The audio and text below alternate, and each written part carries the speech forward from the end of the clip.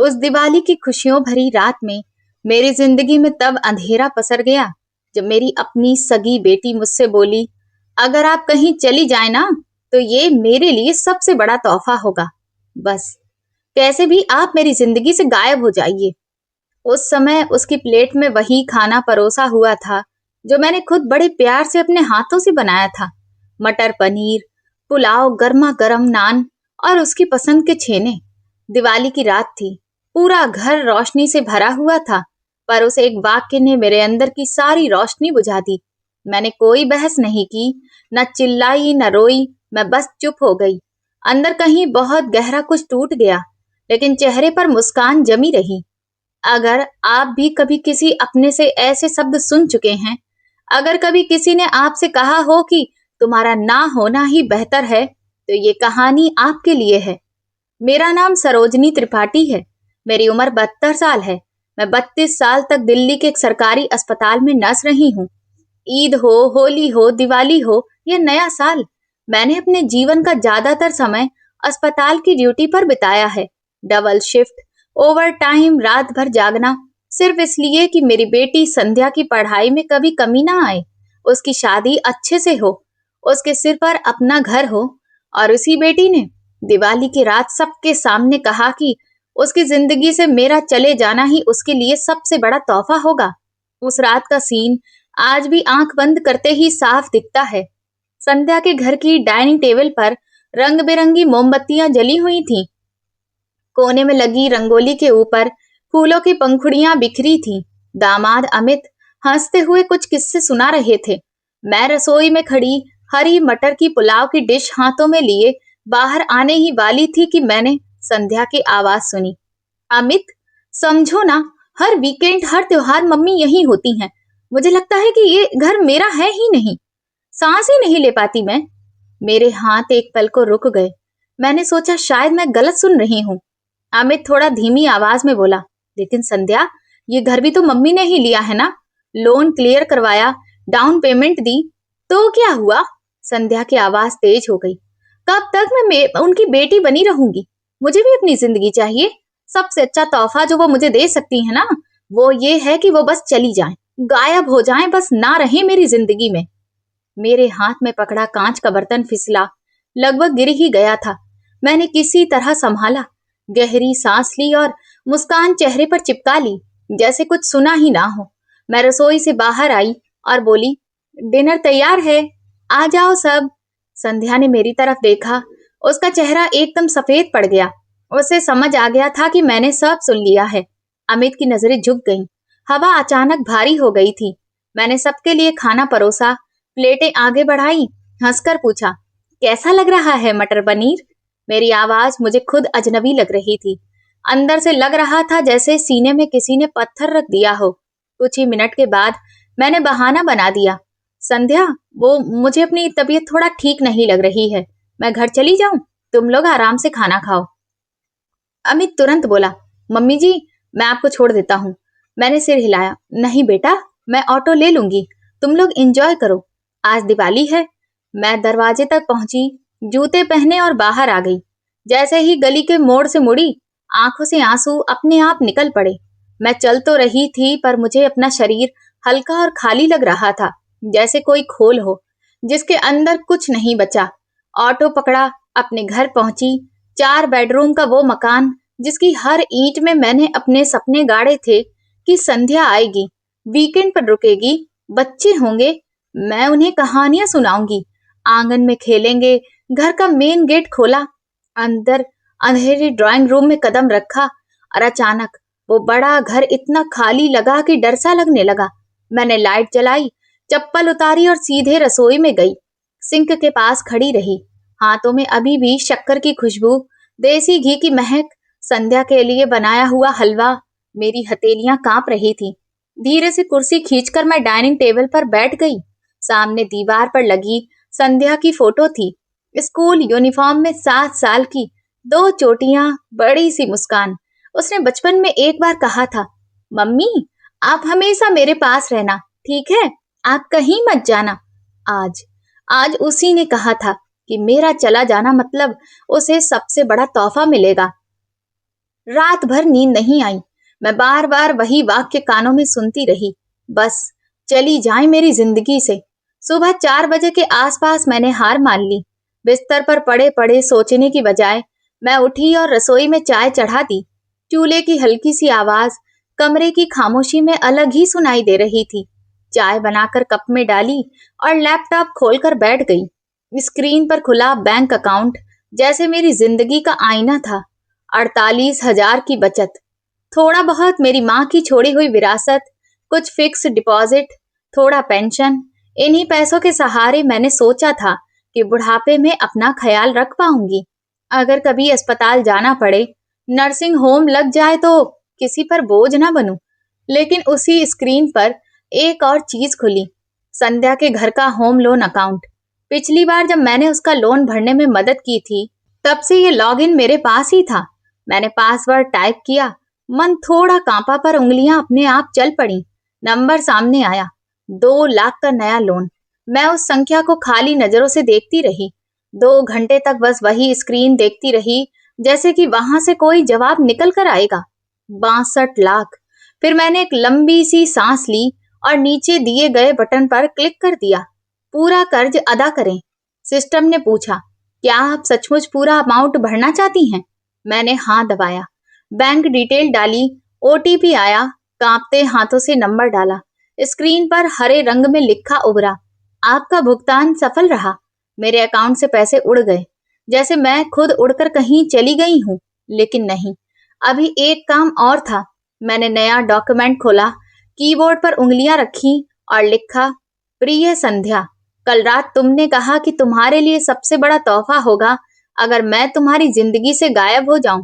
मैं माँ हूं, तुम्हारी खुशी रोकना मेरा स्वभाव नहीं है, इसीलिए आज से मैं वही कर रही हूं जो तुमने मांगा। ये लिखते लिखते मेरी आंखों से आंसू टपकने लगे। मैं हर वाक्य के बीच रुकती, गहरी सांस लेती, फिर आगे लिखती। मैंने उसे बताया कि मैंने उसका लोन पूरा चुका दिया है और मैंने वसीयत बदल दी है कि मेरी मौत के बाद उसकी उम्मीद की हुई रकम कहीं और जाएगी, उन बच्चों तक जिन्हें अपने माँ बाप के लिए पैसे नहीं, दवाइयाँ चाहिए।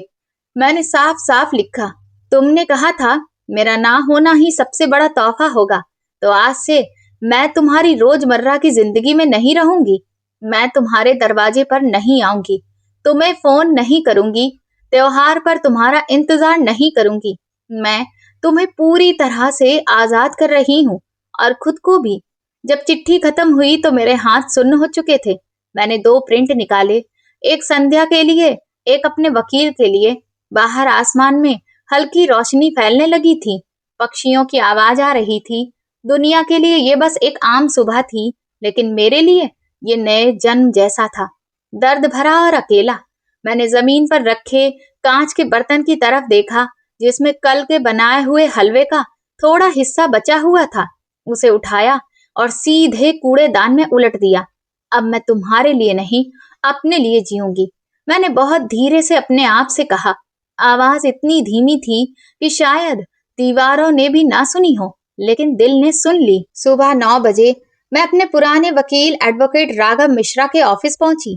पुरानी सी बिल्डिंग, लकड़ी की मेज, दीवारों पर लगे केस के सर्टिफिकेट और कोने में लगी भगवान की छोटी सी तस्वीर। सरोजनी जी, इतनी सुबह कैसे? उन्होंने चश्मा ऊपर करके मुझे देखा। एक बड़ा काम है, मैंने कुर्सी पर बैठते हुए कहा। वसीयत बदलनी है आज ही। उन्होंने भौं सिकोड़ ली। सब ठीक है ना? संध्या की तबीयत? हाँ, संध्या बिल्कुल ठीक है, मैंने हल्की कड़वाहट के साथ मुस्कुराकर कहा। बस अब वो मुझसे ठीक नहीं है और मैं भी अब पहले जैसी नहीं हूँ। उन्होंने चुपचाप कागज निकाले, पेन तैयार किया। ठीक है, बताइए क्या बदलाव करना है? मैंने एक एक बात साफ साफ कही। मेरी पॉलिसी की पूरी रकम अब एक बाल ट्रस्ट को जाएगी, जो अनाथ बच्चों की शिक्षा, चिकित्सा, खाना पीना, देखभाल कराता है। मेरा घर, मेरी बचत, बाकी जो भी है, उस सबके लिए एक ट्रस्ट बनेगा, जिससे मेरे बुजुर्ग होने पर भी मेरी देख रेख हो सके। उसके बाद जो कुछ बचा वो गरीब बच्चों की पढ़ाई पर लगेगा। संध्या का नाम? उन्होंने संभल कर पूछा। कहीं नहीं होगा, मैंने सीधे उनकी आंखों में देखते हुए कहा। अब वसीयत में मेरी बेटी नहीं, सिर्फ जरूरतमंद बच्चे होंगे। उन्होंने काफी देर तक कुछ नहीं बोला, फिर धीमी आवाज में बोले, आखिरी बार पूछ रहा हूँ, क्या ये फैसला गुस्से में लिया है या सोच समझ कर? मिश्रा साहब, मैंने थकी हुई मुस्कान के साथ कहा, 32 साल रातें जाग कर ड्यूटी की है, 45 साल तक अकेले बच्चे को पाला है, 5 साल से लड़खड़ाते रिश्ते को पकड़ कर खड़ी हूँ।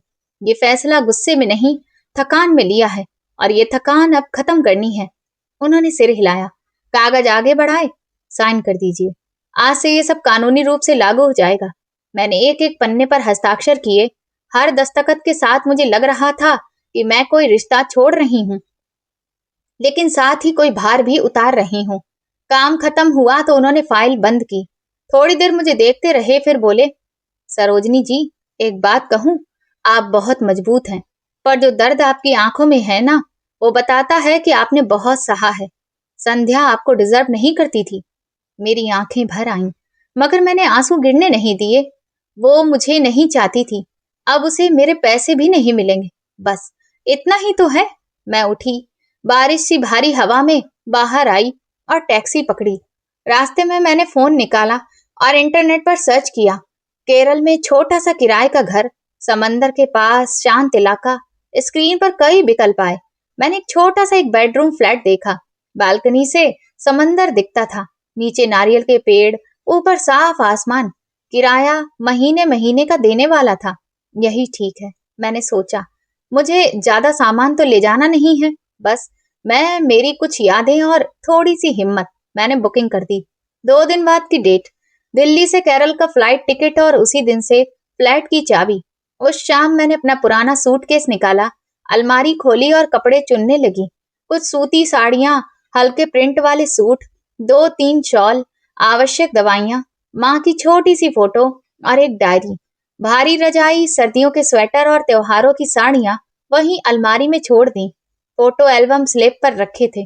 मैंने हाथ बढ़ाया, पहला एल्बम खोला। संध्या का जन्म, उसका पहला जन्मदिन, स्कूल का पहला दिन, कॉलेज की ग्रेजुएशन, शादी की तस्वीरें। हर तस्वीर में मैं मुस्कुरा रही थी। हर तस्वीर में मैं उसके पीछे खड़ी थी, कभी गोद में, कभी हाथ पकड़े, कभी आंसू पोंछती। मैंने एक एक फोटो को हाथ लगाया, फिर धीरे से एल्बम बंद कर दिया। तुम्हारे लिए की गई हर चीज अब पीछे छोड़ रही हूँ संध्या, मैंने मन में कहा, क्योंकि तुमने खुद मुझे पीछे छोड़ दिया।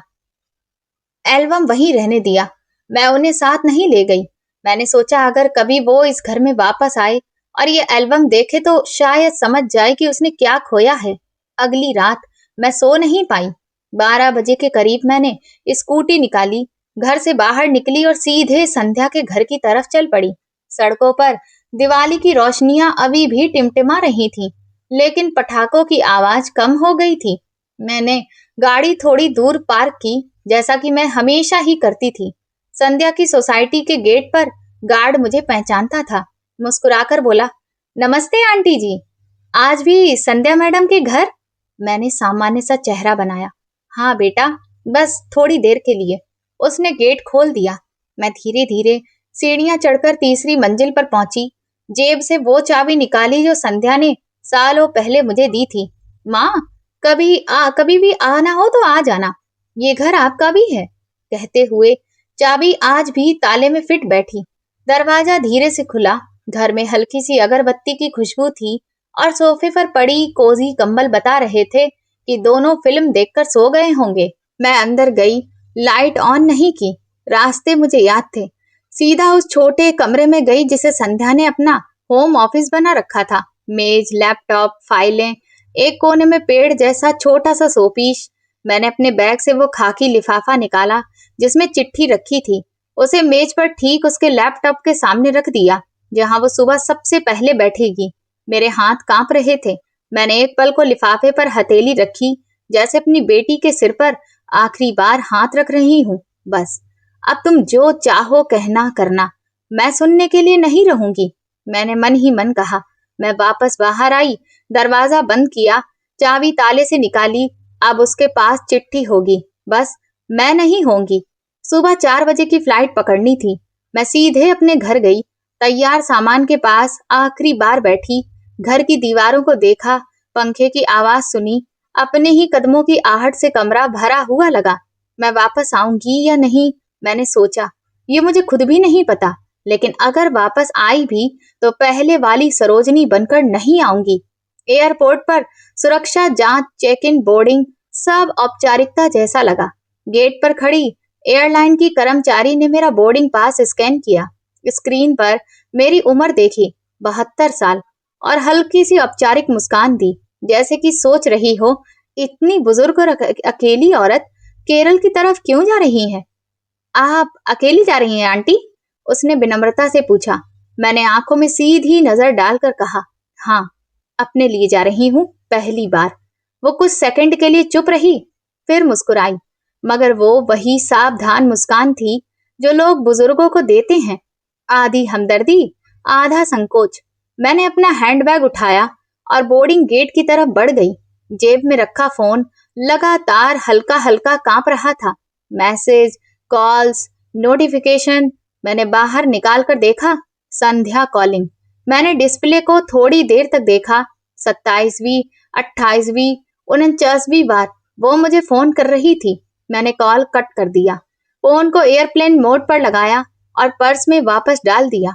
अब तुम्हारे पास चिट्ठी है, मेरी आवाज की जरूरत नहीं, मैंने मन में कहा।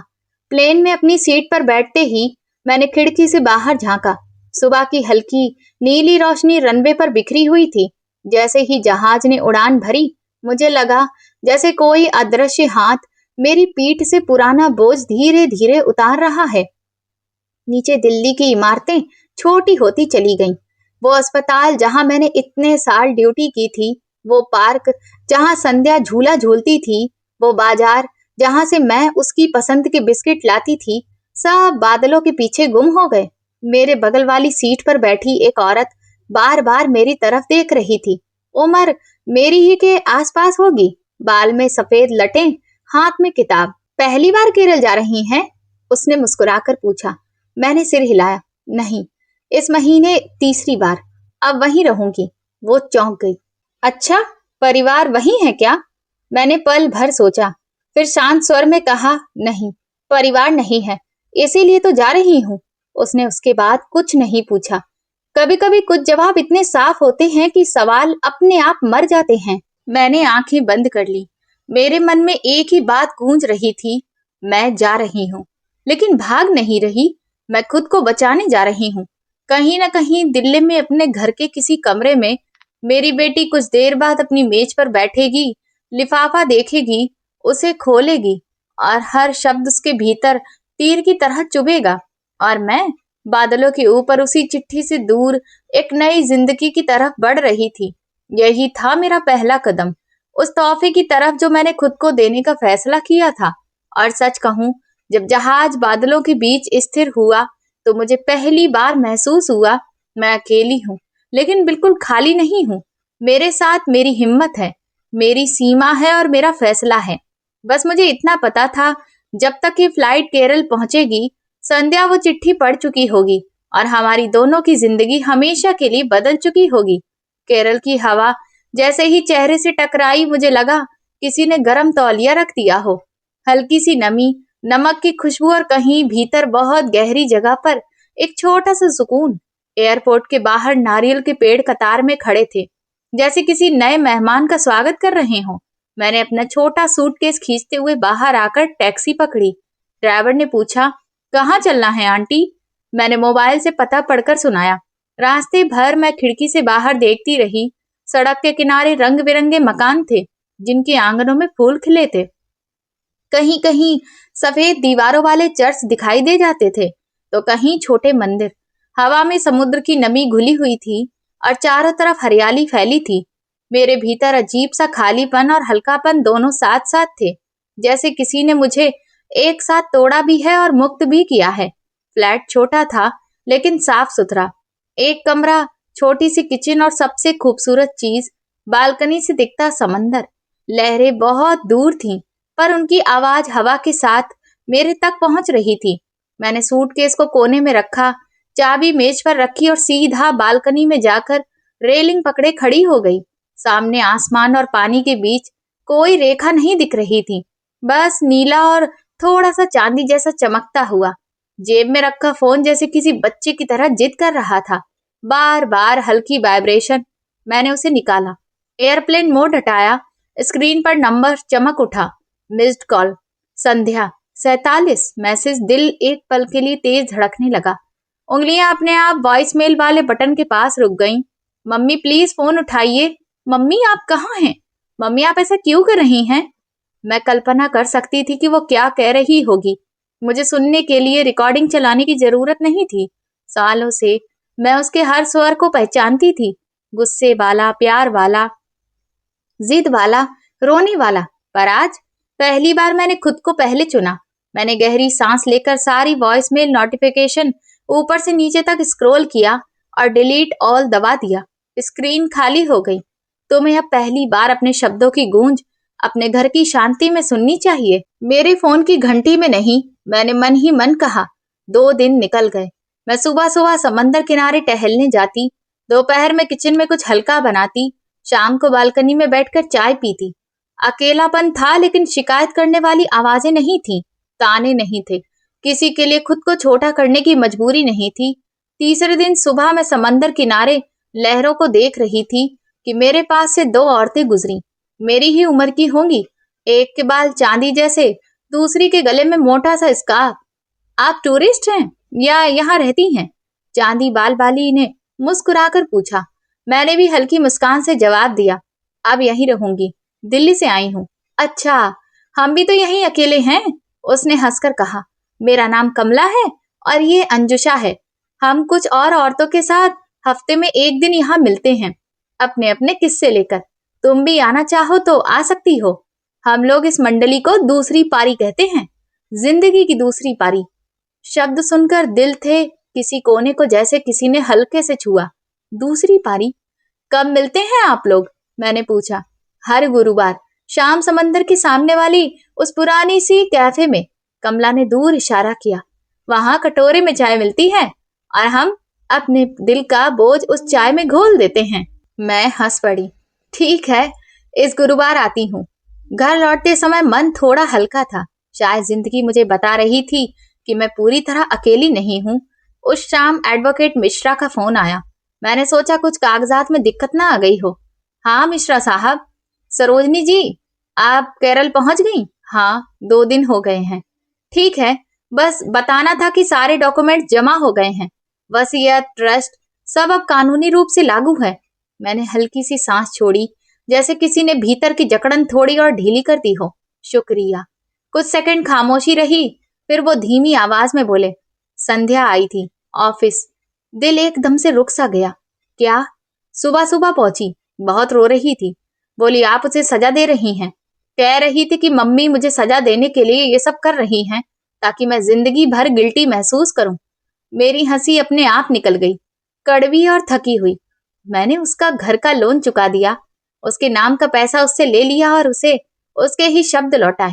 ये सजा है? सरोजनी जी, मैं जानता हूँ आपने ये सब गुस्से के लिए नहीं, अपने बचाव के लिए किया है। वो बोले। बस चाहता था कि आप जान लें। वो समझ नहीं पा रही, वो कभी नहीं समझती थी।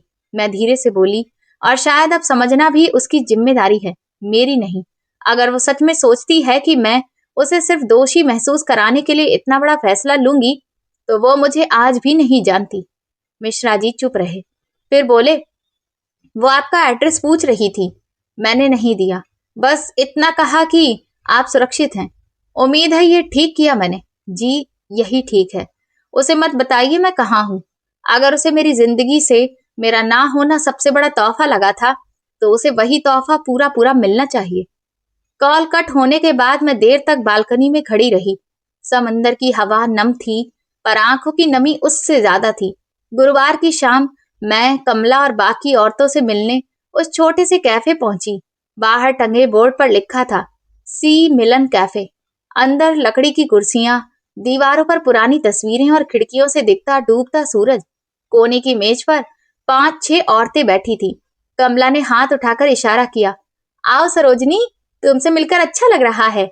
ये हमारी दूसरी पारी की टोली है। एक ने कहा। मैं शारदा हूँ, मुंबई से आई हूँ। बेटों ने मुझे ओल्ड एज होम में डालने की तैयारी कर ली थी, तो मैं खुद ही पहले केरल भाग आई। दूसरी हंसकर बोली, और मैं, मेरा तो नाम मुक्ता है। पति गया, बच्चे अपने अपने देशों में। मैंने सोचा मैं भी खुद के देश में चली जाऊं, अपने मन के देश में। सब हंस पड़ी। मैंने मुस्कुराकर कहा, मैं सरोजिनी, दिल्ली से। मेरी बेटी ने कहा, माँ, आपका ना होना ही सबसे बड़ा तोहफा होगा। बस मैं भी उसकी ख्वाहिश पूरी करने चली आई। सब एकदम चुप हो गई। फिर शारदा ने गहरी नजर से मुझे देखा। और दिल मान गया ये तोहफा देने को? दिल तो कभी नहीं मानता, मैंने धीरे से कहा। पर अगर हम हमेशा सिर्फ दूसरों का दिल ही देखते रहें तो हमारा दिल कब धड़क पाएगा? कमला ने मेरी तरफ एक कप चाय बढ़ाया। लो, ये हमारा स्वागत का तरीका है। यहाँ जो भी आता है पहले अपना बोझ कप में डालता है, फिर धीरे धीरे घूट घूट करके पी लेता है। मैं हंस पड़ी। फिर तो आज मुझे 2 कप चाहिए होंगे। उस रात मैंने उन्हें सब कुछ बताया। दिवाली की रात, संध्या के शब्द, वसीयत, केरल का फ्लैट। वो सब चुपचाप सुनती रहीं। कोई बीच में ये कहने नहीं आया कि बेटी है, माफ कर दो, बुढ़ापे में अकेली कैसे रहोगी। बस सुनती रहीं, समझती रहीं। जब मैंने बोलना खत्म किया, कमला ने पूछा, पछतावा है? मैंने बहुत सोच कर जवाब दिया, अभी नहीं पता। बस इतना जानती हूँ कि अगर मैं नहीं आती तो शायद किसी दिन अस्पताल के बेड पर आंखें बंद करके सोचती, काश मैंने भी एक बार अपने लिए जी लिया होता। यानी तुम डर से ज्यादा पछतावे से डरती हो? अंजुषा ने मुस्कुराकर कहा। शायद। मैंने सिर हिलाया। उस रात घर लौटते वक्त पहली बार केरल मुझे कम अजनबी लगा। जैसे कि ये शहर उन सबके लिए खुली बाहों से खड़ा है जो अपने ही घर में अजनबी बना दिए गए हों। 3 हफ्ते यूं ही निकल गए। मैंने दूसरी पारी की बैठकों में जाना शुरू कर दिया। सुबह योग क्लास ज्वाइन कर ली।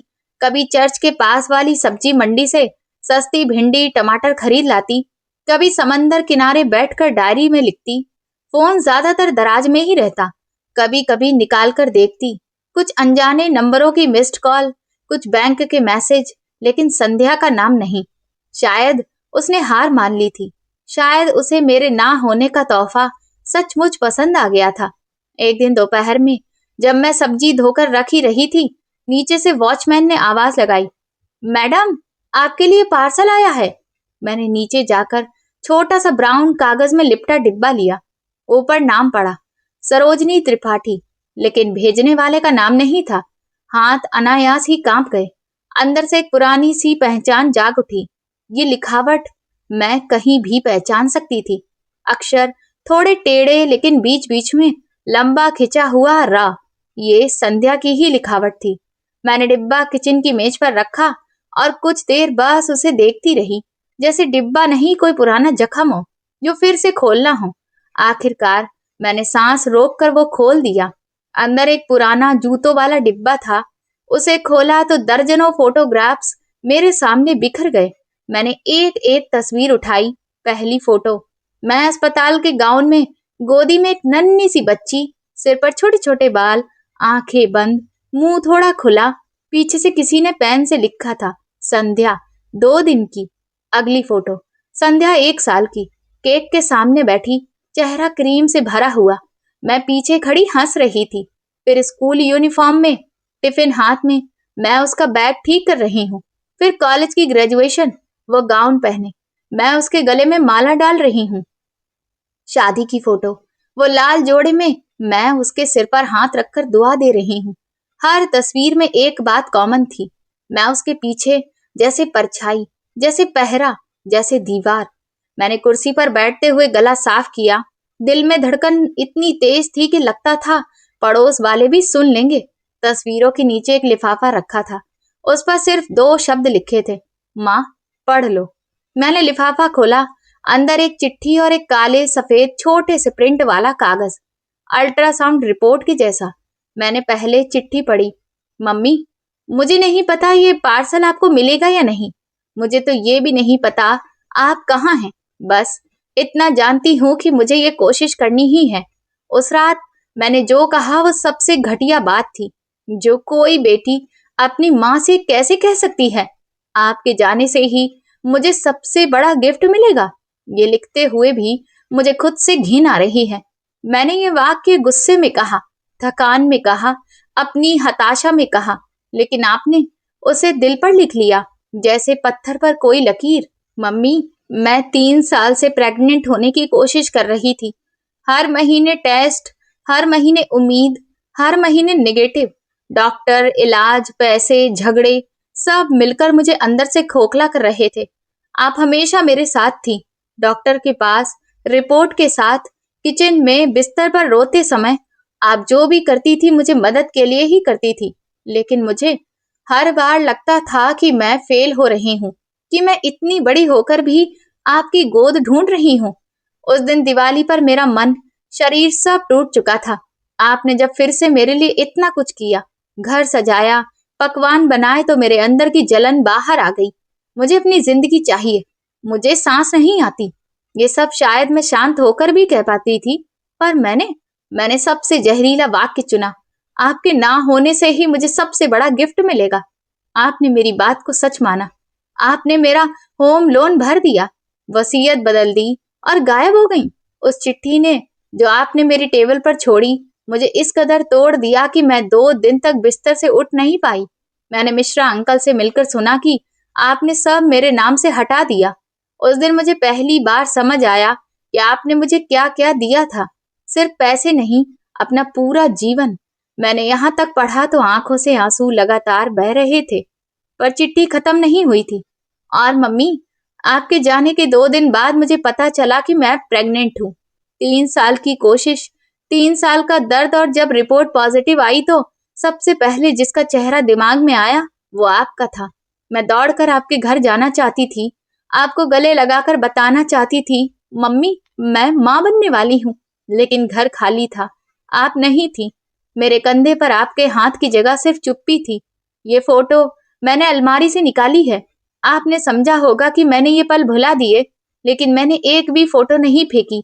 मैं हर तस्वीर संभाल कर रखती रही, क्योंकि हर तस्वीर में आप हैं, मेरी माँ, जो हर मोड़ पर मेरे साथ थी। मैंने बहुत सोचकर ये पार्सल भेजा है। शायद ये आपको देर से मिले, शायद कभी ना मिले, पर कोशिश ना करूं तो खुद को कभी माफ नहीं कर पाऊंगी। मम्मी, मैं आपसे पैसे नहीं मांग रही, वसीयत का नाम ना सही, मुझे मंजूर है। बस एक चीज मांग रही हूँ। आप मैं आपसे माफी मांग रही हूँ। मैं मानती हूँ कि मैंने आपको ऐसे शब्द कहे जो किसी दुश्मन को भी नहीं कहने चाहिए। अगर आप कभी भी तैयार हों, अगर कभी भी आपको लगे कि मैं आपके वापस आने के काबिल हूँ, तो प्लीज मुझे एक बार मौका दीजिए। मेरे पेट में जो बच्चा है वो आपकी नातिन या नाती है। मैं चाहती हूँ कि वो जानकर बड़ा हो कि उसकी नानी कैसी औरत थी, मजबूत, मेहनती और हद से ज्यादा देने वाली। मैं इस बार आपकी गोद मांग रही हूँ, आपके पैसे नहीं। आई एम सॉरी मम्मी, आपकी सिर्फ गलती करने वाली, और फिर भी आपसे प्यार करने वाली संध्या। चिट्ठी के साथ रखी अल्ट्रासाउंड रिपोर्ट मैंने हाथ में ली। काले सफेद धुंधली सी तस्वीर में एक छोटा सा गोला था, जिसके नीचे लिखा था 8 वीक्स। मेरी धड़कन जैसे वहीं पर थम गई। मैं नानी बनने वाली थी, और मैं 2500 किलोमीटर दूर बैठी हुई थी, अपनी सुविधा की बालकनी में, अपनी चाय के साथ। मैंने चिट्ठी दोबारा पढ़ी, फिर तीसरी बार। हर बार कुछ नया चुभता, कुछ नया पिघलता। शाम तक सिर भारी हो गया था। मैंने कमला को फोन किया, कल मिल सकती हो? अगले दिन हम वहीं समुद्र किनारे कैफे में बैठी थी। मैंने उसके सामने चिट्ठी और फोटो रख दिए। कमला ने धीरे धीरे सब पढ़ा। बीच बीच में वो मुझे देखती, फिर शब्दों पर लौट आती। जब उसने चिट्ठी खत्म की तो कुछ देर उसने गहरी सांस ली, फिर बोली, ये वही संध्या है जिसने तुम्हें कहा था कि तुम्हारा ना होना ही उसका सबसे बड़ा तोहफा होगा? हाँ, मैंने जवाब दिया। और आज वो मुझसे कह रही है कि उसे पैसे नहीं, माँ चाहिए। मैं समझ नहीं पा रही क्या करूं। तुम्हारे दिल में क्या हो रहा है? कमला ने सीधा सवाल किया। सब कुछ मिला जुला, मैंने सच कहा। एक तरफ गुस्सा है, 5 साल तक उसने मुझे बस काम वाली, बेबी सिटर, एटीएम समझा। एक दिन गुस्से में बोली और मुझे कचरे की तरह बाहर फेंक दिया। दूसरी तरफ ये फोटो देखती हूँ तो याद आता है, मैंने भी कितनी बार दम्भ में, गुस्से में कुछ बोल दिया था। फिर संध्या को गले लगाकर माफी मांग ली। वो तब बच्ची थी, अब बड़ी है, पर गलती तो गलती होती है ना। मैंने सीधे उसकी आंखों में देखा, और तीसरी तरफ ये छोटा सा धब्बा। मैंने अल्ट्रासाउंड की ओर इशारा किया। मेरी नातिन या नाती, उसे तो हमारे बीच की पिछली लड़ाइयों के बारे में कुछ नहीं पता। क्या मैं सिर्फ अपने गुस्से की वजह से उससे दूर रहूं? कमला ने कुछ देर सोचा, फिर बोली, एक बात कहूं, तुम्हें दो चीजों को अलग अलग देखना होगा, माफ करना और वापस जाकर सब पहले जैसा कर देना। ये दोनों एक ही नहीं है।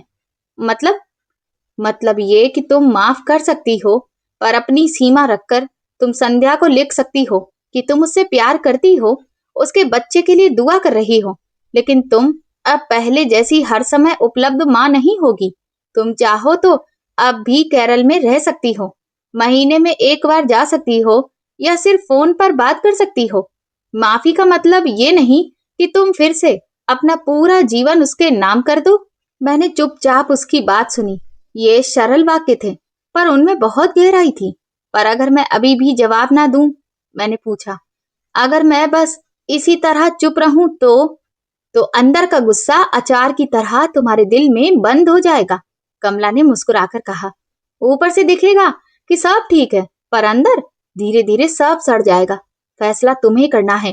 तुम गुस्से के साथ जीना चाहती हो या सीमाओं के साथ? रात को घर लौटकर मैंने मेज पर कागज कलम रखे। कई बार कागज उठाया, कई बार रख दिया। आखिरकार मैंने लिखना शुरू किया। प्रिय संध्या, तुम्हारा पार्सल मिला। सारी तस्वीरें देखी, हर तस्वीर में खुद को देखा, तुम्हें देखा और वो साल देखे जो हमने साथ में बिताए। तुम्हारी चिट्ठी पढ़ी, तुम्हारा सॉरी भी पढ़ा, तुम्हारा दर्द भी, और तुम्हारा खुशखबरी वाला वाक्य भी कि तुम माँ बनने वाली हो। सबसे पहले तो बधाई। तुम जो 3 साल से चाह रही थी वो तुम्हें मिला। मैं सच में तुम्हारे लिए खुश हूँ। तुम पूछती हो कि क्या मैं तुम्हें माफ कर सकती हूँ? माफी कोई स्विच नहीं है जिसे ऑन किया और सब पुराना मिट गया। ये एक रास्ता है जिस पर पैदल चलना पड़ता है। मैं ये रास्ता चलने के लिए तैयार हूँ, लेकिन धीरे धीरे तुम्हें जानना होगा कि तुम्हारे शब्दों ने मुझे कितना चोट पहुंचाई। जब बेटी अपनी माँ से कहती है कि तुम्हारा ना होना ही मेरा सबसे बड़ा गिफ्ट है, तो माँ के अंदर बहुत कुछ मर जाता है। मैंने तुम्हें सजा देने के लिए नहीं, खुद को बचाने के लिए ये दूरी चुनी है। मैंने वसीयत इसलिए बदली कि मुझे पहली बार लगा, अगर मैं अपनी मेहनत का फल किसी को दूं, तो वो ऐसे बच्चों को दूं जो अपनी माँ को खो चुके हैं, ना कि ऐसे बच्चों को जो अपनी माँ को बोझ समझें। तुम्हें ये सब बुरा लग सकता है, दर्द दे सकता है, लेकिन ये भी सच है। अब तुम्हारे सवाल पर आती हूँ, क्या मैं वापस आऊंगी? अभी नहीं। मैंने यहाँ केरल में अपनी छोटी सी जिंदगी बनाई है। समंदर, अपने जैसी कुछ और औरतें, थोड़ी सी शांति। ये जिंदगी मुझे बरसों बाद मिली है और मैं इसे फिर से तुम्हारे मूड, गुस्से और जरूरतों के अनुसार नहीं मोड़ सकती। इसका मतलब ये नहीं कि मैं तुमसे प्यार नहीं करती। तुम मेरी बेटी थी, हो और रहोगी। तुम माँ बन रही हो तो मेरा आशीर्वाद हर दिन तुम्हारे साथ होगा। लेकिन फिलहाल जितनी दूरी तुमने मांगी थी, उतनी दूरी मैं निभा रही हूँ। शायद किसी दिन ये दूरी कम हो। शायद किसी दिन मैं तुम्हें और तुम्हारे बच्चे को गले लगाऊं। शायद हम फिर से बैठकर ये सब बात कर पाएं। पर वो दिन आज नहीं है। तुम अपना ख्याल रखो, डॉक्टर की बात मानो, और कभी ये मत भूलो कि जिस माँ को तुमने गायब होने का तोहफा देने को कहा था, वो आज भी तुम्हारे लिए दिल में जगह रखती है। बस अब वो जगह बराबरी की होगी, बोझ बनने झेलने वाली नहीं। तुम्हारी सरोजनी, जिसे तुमने कभी मम्मी कहा था। मैंने चिट्ठी को 3 बार पढ़ा। हर बार कहीं ना कहीं कोई शब्द बदलती, फिर वापस वही लिख देती। आखिरकार जब लगा कि ये और ज्यादा मीठा भी नहीं है और ज्यादा कड़वा भी नहीं, तो मैंने उसे लिफाफे में डालकर सील कर दिया। अगले दिन पोस्ट ऑफिस जाकर मैंने वो चिट्ठी संध्या के उसी पुराने पते पर भेज दी। वो घर जिसका कर्ज मैंने अभी अभी उतारा था और जिसमें अब मैं मेहमान की तरह भी नहीं जाती थी।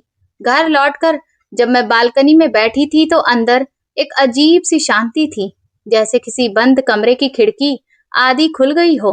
हवा तेज नहीं आई, पर थोड़ी सी ताजगी जरूर आई। दिन बीतते गए। संध्या का कोई जवाब नहीं आया, ना फोन, न चिट्ठी, न मैसेज। मैं कभी कभी सोचती, क्या चिट्ठी उसे मिली भी या नहीं? क्या उसने उसे पढ़कर फाड़ दिया होगा या रोते हुए तकिए के नीचे रख दिया होगा? पर अब मैं हर सवाल का जवाब ढूंढने नहीं दौड़ती थी। जिंदगी ने मुझे ये तोहफा दिया था, सब कुछ जानने की जरूरत से आजादी। करीब कुछ महीने बाद एक दोपहर मैं पेंटिंग क्लास से लौट रही थी। कि फोन की घंटी बजी। मेरे बैग में रखा मोबाइल जोर से बज उठा। स्क्रीन पर लिखा था अनजान नंबर। मैंने सोचा बैंक होगा या कोई गलत कॉल, पर दिल के किसी कोने ने धीरे से कहा, उठा लो, इस बार भाग मत जाओ। हेलो। दूसरी तरफ से एक पुरुष आवाज आई, घबराई हुई, लेकिन कोशिश कर रही थी शांत रहने की। आंटी, मम्मी जी, क्या मैं सरोजनी आंटी से बात कर रहा हूँ? मैंने कुछ पल चुप कर पूछा, कौन? मैं अमित हूँ, संध्या का पति। दिल के नीचे कहीं जमीन खिसक गई। बोलो अमित। मेरी आवाज सूखी लग रही थी। सब ठीक है? वो एक पल के लिए चुप रहा, फिर बोला, आंटी, संध्या अस्पताल में है और डॉक्टर कह रहे हैं कि प्रेगनेंसी में थोड़ी दिक्कत है। मेरा हाथ कांपने लगा। जिस फोन को मैंने इतनी बार काट दिया था, आज वही फोन मेरे और मेरी बेटी के बीच आखिरी पुल बनकर खड़ा था। यहीं से मेरी कहानी की अगली कड़ी शुरू होती है, जहां माँ होना और खुद होना दोनों आमने सामने खड़े हो जाते हैं। आंटी, सुन रही है ना आप? दीवार सहारा न देती तो शायद मैं वहीं फर्श पर बैठ जाती। मैंने किसी तरह पूछा, कितने महीने हुए हैं? अमित की आवाज कांप रही थी। 7वां चल रहा है। अचानक बहुत ब्लीडिंग हुई। डॉक्टर कह रहे हैं रिस्क है, पर अभी दोनों ठीक हैं। उसे बस एक ही नाम बार बार आ रहा है, आपका। उसने कहा, अगर मेरी माँ होती तो बस। ये कहकर वो रोने लगती है। मेरे गले में जैसे कोई गांठ पड़ गई। डॉक्टर क्या कह रहे हैं?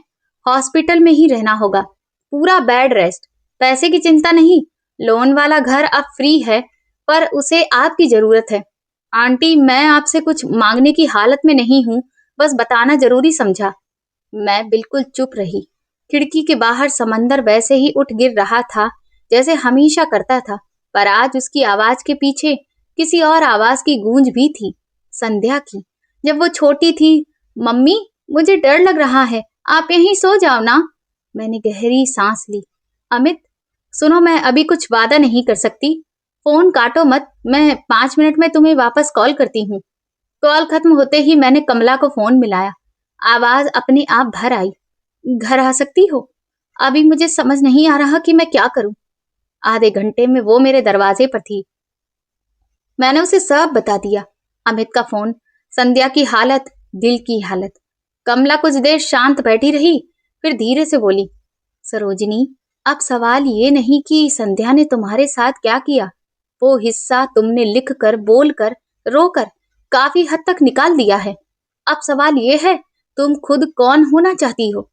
वो माँ जो गुस्से में हमेशा के लिए मुंह मोड़ लेती है, या वो माँ जो वापस जाती है, लेकिन इस बार अपनी शर्तों पर? मुझे डर लगता है, मैंने सच कहा। डर कि मैं वापस जाऊंगी तो फिर वही पुराना चक्र शुरू हो जाएगा। मम्मी ये करो, मम्मी वो करो, आप रहती ही क्यों हैं हमारे घर में? मैं फिर से खुद को खोना नहीं चाहती। तो खुद को खोने नहीं देना, कमला ने सीधा जवाब दिया।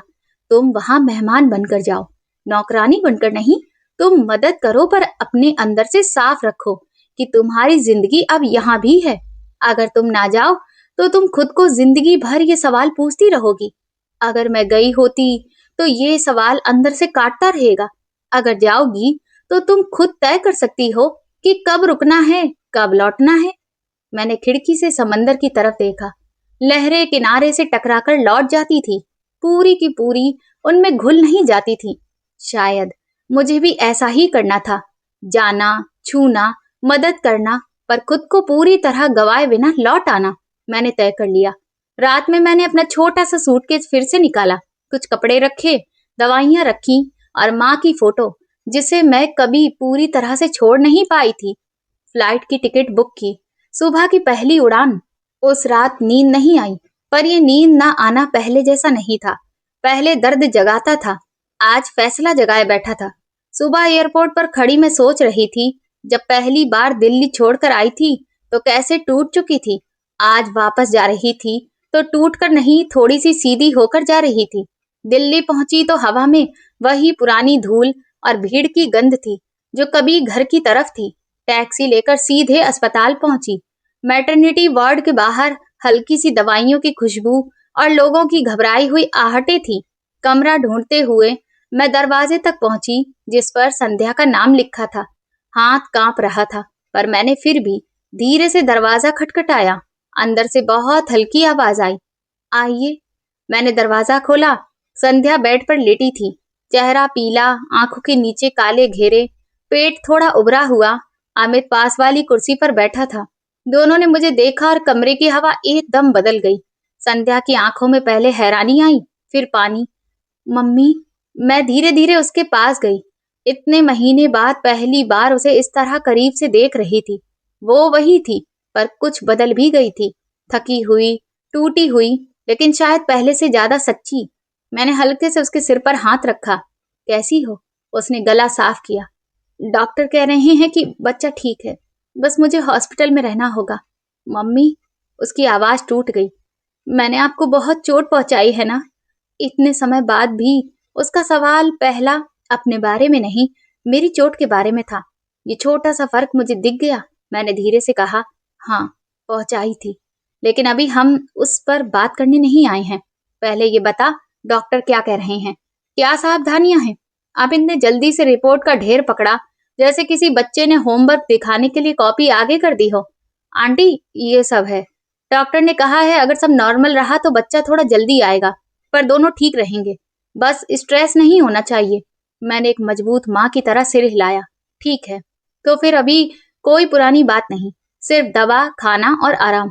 बाकी बातें बाद में। संध्या की आंखों से आंसू बह रहे थे। मम्मी, आप सच में आ गई? मैंने हल्की लेकिन साफ आवाज में कहा। मैं तुम्हारी जरूरत पर आई हूँ, तुम्हारी गुलामी करने नहीं। इस फर्क को समझना संध्या। उसने सिर हिलाया, जैसे पहली बार उसे ये शब्द गहरे तक लग रहे हों। अगले कई दिनों तक मैं अस्पताल के चक्कर लगाती रही। कभी उसके लिए हल्का सूप बना लाती, कभी बस उसके बाल सहलाती, कभी डॉक्टर से बात कर लेती। कमरे में नर्सें आती जाती रहती, पर हमारी बीच की बातों पर मैंने खुद ताला लगा रखा था। अभी नहीं, अभी सिर्फ माँ और बेटी, बीमारी और दुआ। करीब 3 हफ्ते बाद एक रात अचानक मुझे अमित का फोन आया। आंटी, अभी अभी आपको हॉस्पिटल आना होगा, लेबर पेन शुरू हो गया है। मैं भागती हुई पहुंची। ऑपरेशन थिएटर के बाहर अमित बेचैन घूम रहा था। उसके माथे पर पसीना था, आंखों में डर। डॉक्टर ने कहा है सब ठीक रहेगा, वो बार बार बोल रहा था, पर मैंने उसका कंधा पकड़ा। अगर कुछ होगा भी तो हम साथ संभालेंगे। अभी बस संध्या के लिए दुआ करो। घंटों जैसे लगे, पर शायद सिर्फ 40-45 मिनट ही हुए होंगे कि अंदर से बच्चे के रोने की आवाज आई, नाजुक, हल्की, पर पूरी ताकत के साथ। मेरे शरीर में जैसे बिजली सी दौड़ गई। थोड़ी देर बाद नर्स बाहर आई, मुस्कुराकर बोली, बधाई हो, बेटी हुई है। मेरी आंखें भर आईं। बेटी? एक और बेटी? थोड़ी देर बाद मुझे अंदर बुलाया गया। संध्या थकी हुई, पसीने से भीगी, पर चेहरे पर एक अलग ही चमक थी। उसकी बाहों में छोटा सा गुलाबी सा बच्चा था। मम्मी, देखो, उसने बहुत धीरे से कहा, ये आपकी नातिन है। मैं करीब गई। बच्ची के छोटे छोटे हाथ देखे, नाक, आंखें, बाल। वो इतनी हल्की थी कि लगता था हवा भी उसे उड़ा ले जाएगी। उठाओ ना उसे, संध्या ने कहा। उसे अपनी नानी की गोद चाहिए। मैंने दोनों हाथ आगे बढ़ाए। नर्स ने बच्ची को मेरी गोद में रख दिया। जैसे ही उसका नन्हा सा हाथ मेरी उंगली पर आया, मेरे भीतर जितना भी गुस्सा, शिकायत, कड़वाहट थी, सब कुछ एक पल के लिए पीछे चला गया। नाम क्या रखोगी? मैंने धीरे से पूछा। संध्या मेरी तरफ देखने लगी, आंखों में शर्म, प्यार और एक उम्मीद, सब साथ साथ। मम्मी, अगर आप बुरा ना माने तो मैं नानी के नाम पर रखना चाहती हूँ, आपकी माँ के नाम पर, जिस नानी की कहानियां आपने हमेशा सुनाई थी। क्या हम उसका नाम रमा रख सकते हैं? थोड़ा बदल कर, पर याद वही रहे। मेरी माँ का नाम मनोरमा था। रमा सुनते ही यादों की बहुत सी परतें खुल गईं। माँ की गोद, उनकी डांट, उनका प्यार। मैंने सिर हिलाया, आंखों से आंसू बहते रहे। बहुत अच्छा नाम है रमा। मैंने बच्ची के कान के पास फुसफुसाया। रमा, मैं तेरी नानी हूँ। मैं तुझसे वादा नहीं करूंगी कि जहां भी रहूंगी तू मेरे दिल में रहेगी। अगले कुछ दिन मैं संध्या के घर रुकी। रमा को गोद में लेना, उसका डायपर बदलना, उसे दवाई देना, ये सब करते हुए मेरी उंगलियों को वही पुरानी आदतें याद आ गईं जो उन्होंने कभी संध्या को पालते वक्त सीखी थी। लेकिन इस बार एक फर्क था। पहले मैं खुद को भूलकर माँ बनी थी, इस बार मैं खुद को याद रखते हुए नानी बनी। 2 हफ्ते बाद एक दिन की शाम को जब रमा सो चुकी थी और अमित ऑफिस के काम से बाहर गया हुआ था, मैं और संध्या रसोई की मेज पर चाय लेकर बैठे थे। बहुत देर तक सिर्फ चाय की भाप उठती रही। हम दोनों कुछ नहीं बोले। आखिर संध्या ने ही शुरुआत की। आवाज धीमी थी। मम्मी, आप मुझसे बहुत नाराज है ना? मैंने सच सच कहा, हाँ। उसने सिर झुका लिया। आंखों से आंसू टपके। मैं खुद से भी बहुत नाराज हूँ। बस आपसे एक बात पूछना चाहती हूँ, क्या आप कभी मुझे माफ कर पाएंगी या ये दूरी हमेशा रहेगी? मैंने उसकी तरफ देखा। वो अब सिर्फ मेरी बेटी नहीं, एक माँ भी थी। उसकी गोद में रमा थी और उसकी आंखों में वो डर था जो शायद मेरी आंखों में भी कभी रहा होगा। क्या मैं अच्छी माँ हूं या नहीं? संध्या, मैंने धीरे से कहा, माफ करना और भूल जाना दो अलग चीजें हैं। मैं तुम्हें माफ करने की कोशिश कर रही हूँ, हर दिन हर पल, लेकिन जो हुआ है वो मिट नहीं सकता। जब तुमने कहा था कि मेरे ना होने से तुम्हें सबसे बड़ा तोहफा मिलेगा, उस वक्त मेरे अंदर जो टूटा था वो रातों रात नहीं जुड़ सकता। वो चुपचाप सुनती रही। होठ कांप रहे थे। दूसरी बात, मैंने आगे कहा, मैं अब अपनी पुरानी वाली माँ नहीं बनूंगी जो हर समय तैयार रहती थी, अपनी जरूरतों को आखिरी नंबर पर रखती थी और तुम्हारी हर बात पर हाँ करती थी। अब मैं सरोजनी भी हूँ, सिर्फ मम्मी नहीं। मैं केरल में अपनी जिंदगी बना चुकी हूँ। वहां मेरी दोस्त हैं, मेरी शांति है। मैं वहां से भागकर अब यहाँ छुपने नहीं आऊंगी। तो इसका मतलब? उसने डरते डरते पूछा। इसका मतलब ये है, मैंने साफ कहा, मैं तुम्हारे लिए रहूंगी पर खुद को खोकर नहीं। मैं रमा से मिलने आऊंगी, तुम्हारी मदद भी करूंगी, पर उतने ही दिन जितने मेरे लिए भी ठीक हो। जब तुम मुझे जरूरत से ज्यादा इस्तेमाल करने लगोगी, जब तुम फिर से मुझे बोझ की तरह देखोगी, तो मैं वापस अपनी जिंदगी में लौट जाऊंगी। ये मेरी सीमा है, और अगर तुम मुझे अपनी जिंदगी में चाहती हो तो तुम्हें मेरी इन सीमाओं को मानना होगा। संध्या। संध्या जोर से रो पड़ी। मैं आपको खोना नहीं चाहती मम्मी, पर अब समझ गई हूँ कि मैं आपको रखने के नाम पर आपको तोड़ भी नहीं सकती। मैं कोशिश करूंगी, सच में कोशिश करूंगी कि अगली बार जब आप दिल्ली आए तो वो आपकी मदद के लिए नहीं, आपके साथ समय बिताने के लिए हो। मैंने हाथ बढ़ाकर उसके हाथ पर रखा। कोशिश ही बहुत बड़ा कदम है संध्या, और मैं ये देख रही हूँ कि तुम बदलना चाहती हो। बस याद रखना, मैं अब तुम्हारी जिंदगी की जरूरत बनकर नहीं, एक इंसान की तरह रहना चाहती हूँ जिसकी अपनी जरूरतें भी हैं। कुछ दिन बाद मेरे लौटने का समय आ गया। सुबह की फ्लाइट थी। रात को ही मैंने रमा को कई बार चूमा, उसके छोटे छोटे हाथ पकड़े, उसे दिल में भर लिया। एयरपोर्ट जाते समय संध्या और अमित दोनों मुझे छोड़ने आए। बाहर गाड़ी का दरवाजा खुला तो संध्या ने अचानक मुझे गले लगा लिया। Mummy, thank you. वो रुकी, फिर खुद को ठीक किया। धन्यवाद कि आप गई भी और वापस भी आई। अगर आप ना जाती तो शायद मैं कभी नहीं समझ पाती कि आप मेरे लिए क्या थी, और अगर आप लौट कर ना आती तो शायद मैं कभी ये कह भी नहीं पाती। मैंने उसके सिर पर हाथ फेरा। याद रखो, मैं तुम्हें सजा देने नहीं गई थी, खुद को बचाने गई थी, और लौट कर भी मैं तुम्हें बचाने नहीं आई, बस रमा से मिलने आई हूँ। उस छोटी सी जान ने मुझे दोबारा यहाँ खींचा। फ्लाइट में बैठते समय इस बार मेरा दिल पहले जैसा भारी नहीं था। हाँ, हल्का दर्द था, दूरी का, अधूरेपन का, बीच के रास्ते का, पर साथ ही एक अजीब सा संतुलन भी था। मैं केरल लौटी तो कमला और बाकी दूसरी पारी वाली औरतें मेरा इंतजार कर रही थी। कैसा रहा? शारदा ने पूछा। मैंने मुस्कुराकर कहा, कठिन, मीठा और थोड़ा कड़वा भी, पर सबसे अच्छा ये था कि इस बार मैं खुद को खोकर नहीं लौटी।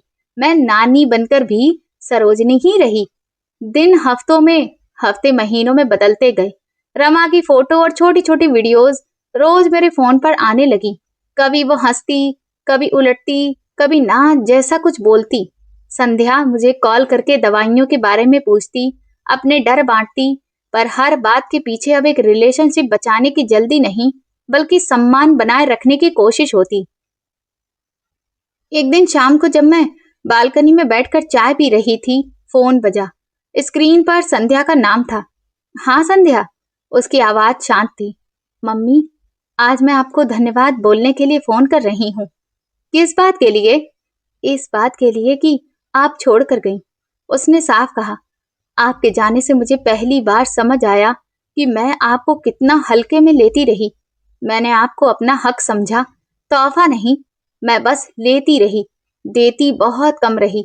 आप गई तो लगा जैसे किसी ने घर से नींव निकाल ली हो। तभी समझ आया कि मैंने किसके साथ कैसा व्यवहार किया।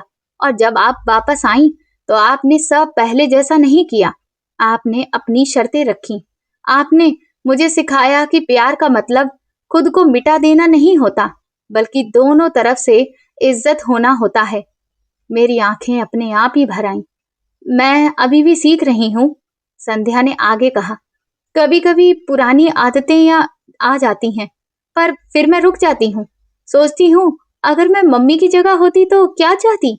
बस वही सोचकर फिर अपना तरीका बदलने लगती हूँ।